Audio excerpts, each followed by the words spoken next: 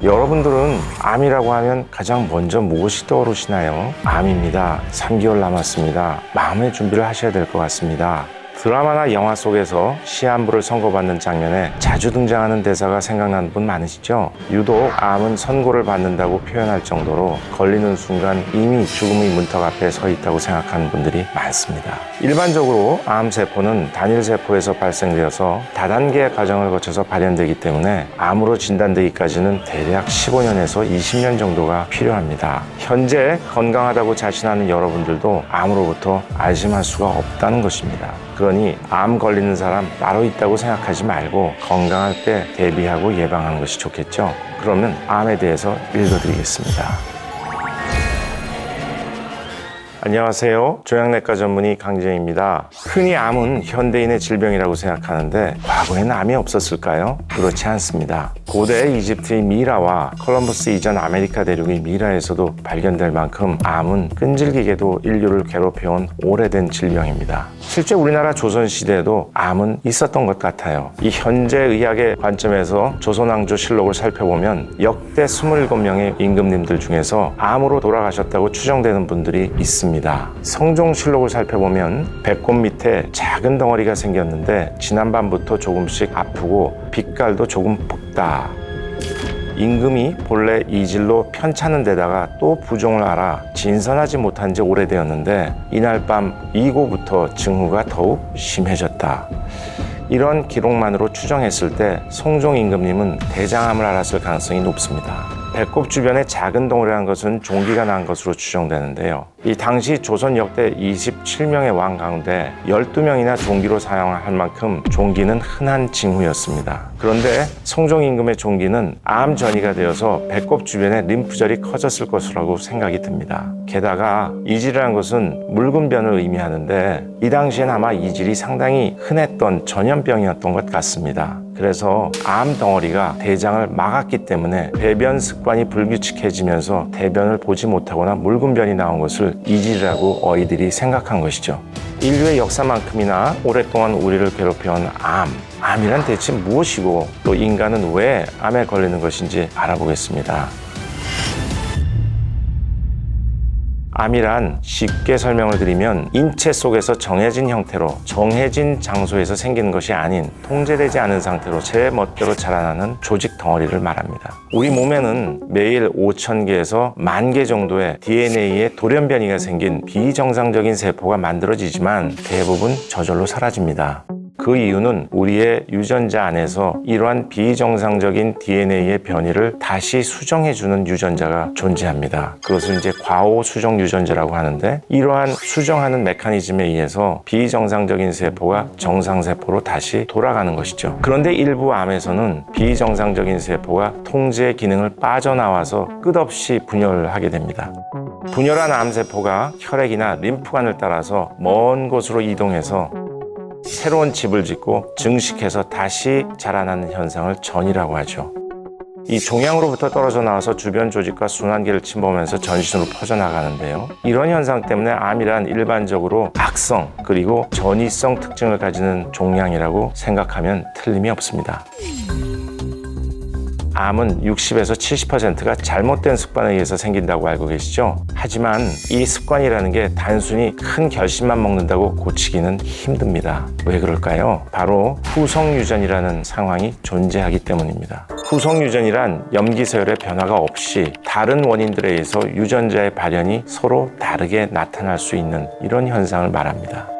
실제로 산모가 임신 중에 입덧으로 영양 섭취를 제대로 하지 못하게 되면 태아는 그 영양으로 영양이 부족하다 하는 것을 느끼게 됨으로써 많이 먹게 됩니다. 그래서 살이 많이 찌는 체질로 태어날 수 있는 것이죠. 즉 단순히 나의 개인적인 습관이 아닌 부모님과 그 이전에 존재했던 많은 선조들의 내력과 환경이 배인 습관이기 때문에 쉽게 바뀌기가 어려운 겁니다. 특히 암 발병 원인의 70%는 식습관과 생활습관에 관련된 것이기 때문에 가족들과 그동안 공유해왔던 좋지 않은 습관을 바로잡는 것이 암 예방에 있어서 중요한 것입니다.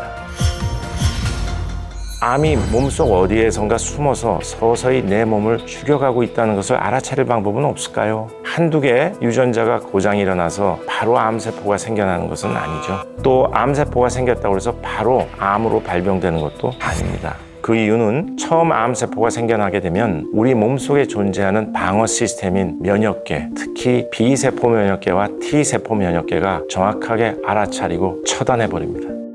그런데 면역계의 방어망을 피해서 서서히 증식하고 또 전이가 되어서 암세포가 다른 전기로 이동하게 되면 결국 문제가 생기는 것입니다. 그래서 초기암의 경우에는 암 자체에서 나오는 통증보다는 암이 증식하면서 부피가 커지기 때문에 주변의 혈관이나 장기를 밀치면서 신경다발을 자극해서 발생하는 암성 통증이 나타나게 됩니다. 한편 암은 자기가 더 증식하기 위해서 에너지와 영양분이 필요하겠죠. 이것을 주변으로부터 빨아당기게 됩니다. 이 때문에 암 환자는 체중이 급격히 감소하게 된 악액질이라는 현상이 나타나게 되는 것입니다. 또 암 자체에서 나오는 사이토카인이라는 물질들이 뇌 시상하부에 있는 식욕 중추를 견딜해서 식욕을 줄이게 됩니다. 그리고 자고 있는 상황에서도 근육에서부터 글라이코겐이라는 포도당을 빼내어 갑니다. 이러기 때문에 근육량도 줄어들게 돼서 만약 체중 감소, 식욕 부진, 갑작스러운 근육 손실이 있다면 전문의에게 검사를 꼭 받아보시는 것이 필요합니다. 암 치료를 하면 다들 항암제부터 떠오르시죠? 항암제는 개발 역사에 따라서 1세대, 2세대, 3세대로 불리기도 합니다. 1세대 항암제는 복제와 증식이 빠른 암세포를 죽이는 오래된 치료 방법입니다. 하지만 우리 몸에는 머리카락의 모낭세포, 그리고 입안의 점막세포, 장의 점막세포, 골수의 조혈모세포처럼 정상에서 일주일에 한 번씩 탈바꿈하는 이런 세포들이 존재하거든요. 이런 세포들은 세포독성 항암제에 의해서 암세포와 마찬가지로 무차별적으로 죽어나가게 됩니다. 이렇게 되면 탈모가 생기게 되고요. 입도 헐어서 식사를 제대로 못하게 되고 설사를 하면서 탈수에 빠지게 되고 또 백혈구와 혈소판이 떨어지면 면역력이 떨어지면서 출혈성 경향과 같은 무서운 부작용이 생기는 것입니다. 이러한 증상들 때문에 항암 치료를 저는 하지 않겠어요 라고 거부하시는 환자들도 많습니다. 하지만 최근에 의학은 이러한 부작용들을 잘 극복해서 백혈구를 빨리 올려주는 백혈구 촉진제가 존재한다든지 또는 혈소판을 주입한다든지 이러한 부작용들을 슬기롭게 해결할 수 있는 방법이 있기 때문에 너무 세포독성 항암제에 대해서 들은 것으로만 걱정을 하시는 것은 기우일 것 같습니다. 분자유전학, 분자생물학이 발전하면서 2000년대 초반부터 정상세포에는 영향을 크게 주지 않으면서 마치 미사일처럼 표적을 향해서 암세포만 죽이는 표적 치료제가 개발되었습니다. 하지만 표적 치료도 사용하다 보니 거의 대부분의 환자에서 약물에 대한 내성이 생기게 됩니다. 결국 치료에 실패하는 것이죠. 이렇게 걱정을 하고 있는 순간에 2015년에 혜성처럼 면역항암제라는 파도가 등장하게 됩니다. 우리 몸의 암세포와 T면역세포 사이에는 서로 밀고 당기는 수용체가 존재하는데 이러한 수용체를 차단하게 되면 암세포를 공격하다 지쳐있던 T면역세포가 다시 활기를 찾아서 암세포를 공격하게끔 만드는 약물입니다. 그렇다면 현재 암치료는 항암화학요법이나 표적치료제를 사라지게 만들었을까요? 그렇지는 않습니다. 면역치료제로 모든 항암 치료들 다 이루어질 수 있는 것은 아니라는 것이죠. 환자마다 맞는 치료법이 있기 때문에 환자의 특성에 맞게끔 치료를 하는 것입니다. 그리고 또 초기의 환자들은 굳이 전신적인 면역치료나 세포독성 항암제를 하지 않아도 됩니다. 그래서 수술부터 방사선 치료, 항암 치료까지 환자를 중심으로 해서 어떤 치료의 순서대로 치료가 이루어지는 것이 가장 최적의 치료일까 하는 전략적인 치료 계획을 구성하는 것이 종양내과 의사의 역할입니다.